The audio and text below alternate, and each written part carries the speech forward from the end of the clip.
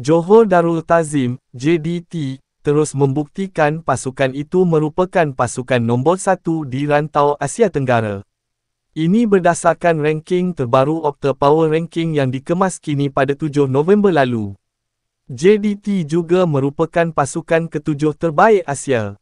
Harimau Selatan mengatasi musuh tradisi di pentas Asia, Buriram United.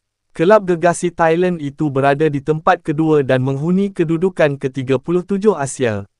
Bangkok United pula menghuni tempat ketiga Asia Tenggara dan ke-68 dalam ranking pasukan Asia.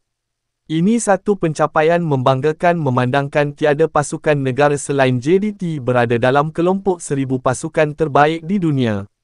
Dua pasukan paling hampir ialah Selangor FC dan Terengganu FC. Selangor menghuni kedudukan ke-1490 dunia dan ke-153 dalam ranking pasukan Asia. Terengganu pula berada di kedudukan ke-1917 dunia dan ke-208 Asia. Selain itu, JDT turut mengatasi beberapa pasukan yang pernah bergelar juara Liga Juara-Juara AFC ACL. Antaranya Jeonbuk Hyundai Motors, Al Ain, Ulsan HD dan Urawa Reds. Luaskan kuasamu Johor.